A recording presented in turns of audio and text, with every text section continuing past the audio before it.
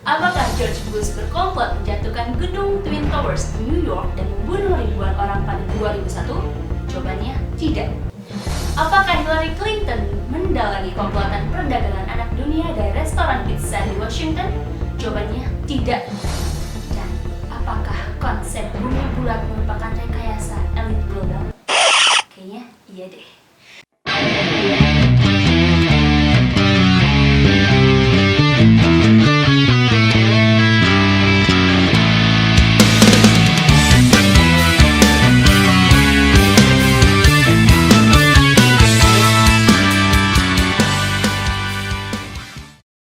Apa sih konspirasi? Teori konspirasi adalah teori yang berusaha menjelaskan fenomena dengan jawaban-jawaban yang bombastis. Teori konspirasi bukanlah hal baru dan muncul tiba-tiba. Teori ini telah muncul sejak lama sekali. Bisa dilacak menggunakan contoh kematian John F. Kennedy. Beberapa orang menganggap Kennedy tak mati karena diselamatkan makhluk luar angkasa. Contoh mutakhir sebelum pandemi COVID-19. Orang-orang banyak mendiskusikan bentuk bumi karena populernya teori bumi datar. Ini adalah jeruk. Jika media mengatakan ini adalah tomat, apakah Anda percaya? Sama halnya dengan flat earth. Apakah Anda merasa bumi yang Anda injak ini diam tak bergerak? Atau Anda percaya dengan apa yang dikatakan oleh sains modern bahwa bumi berputar lebih cepat dari kecepatan suara dan Anda tidak merasakannya? Teori tersebut mempunyai beberapa ciri. Ciri pertama, pandangannya hitam putih. Teori konspirasi tidak memandang dunia secara kompleks.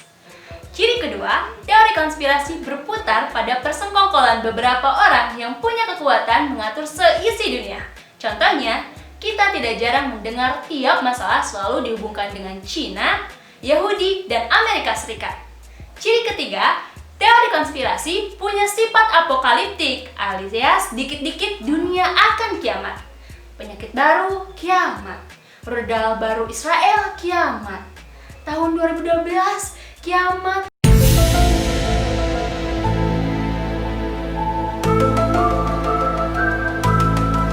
Tapi nggak jadi deh.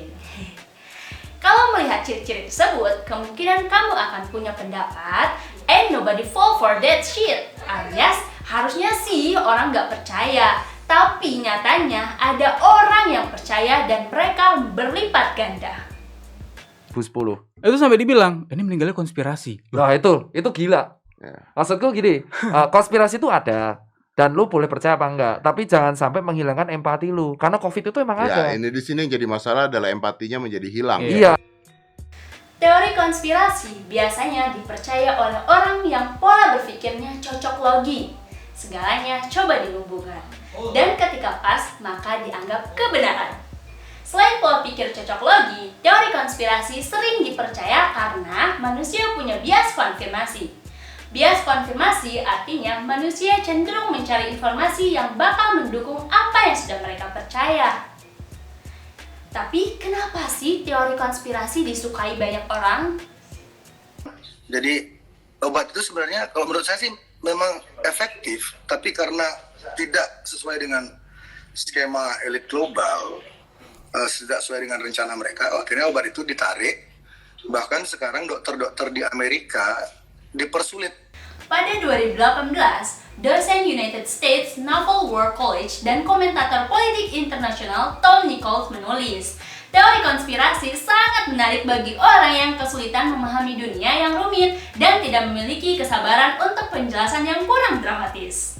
Saat kamu merasa tidak berdaya dan teralienasi dari dunia, akan lebih mudah untuk menarik kepercayaan apabila terdapat kekuatan yang bekerja sama untuk melawan kamu dan kepentingan yang ada.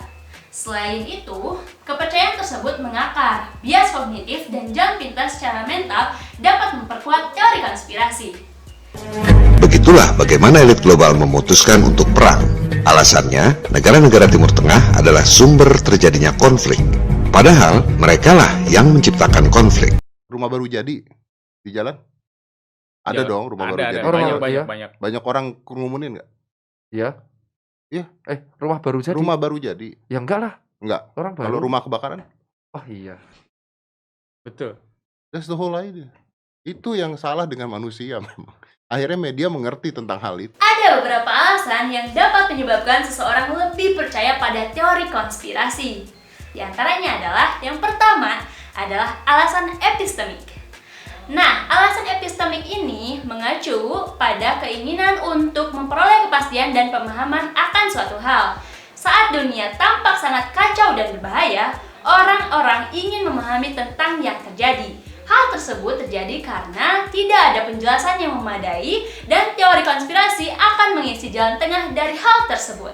Saat hal membingungkan terjadi, orang-orang akan berasumsi jika dirinya sengaja ditipu oleh kekuatan yang lebih besar. Yang kedua, alasan eksistensial. Banyak juga alasan seseorang lebih percaya pada teori konspirasi dengan alasan eksistensial sebagai cara agar lebih aman dan terkendali. Saat seseorang merasa terancam pada suatu, mengetahui sumber bahayanya dapat menjadi cara mengatasi rasa cemas yang timbul. Saat orang tersebut percaya pada teori ini, rasa puas akan timbul agar dapat merasakan kontrol dan otonomi. Orang ini tertarik pada teori konspirasi sebagai cara untuk memahami cara kerja dunia dan merasa dapat mengendalikan nasib sendiri.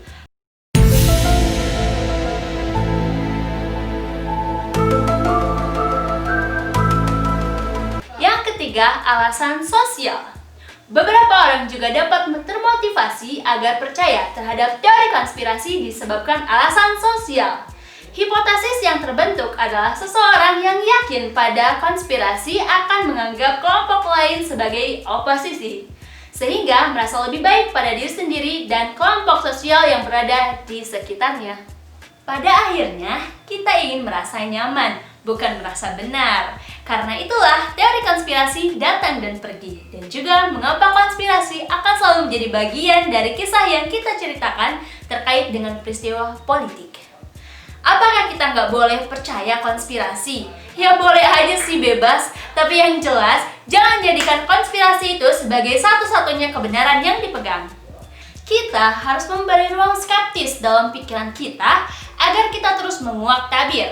Memegang satu informasi yang belum jelas sebagai satu-satunya sumber kebenaran akan membenamkan kita kepada kebodohan.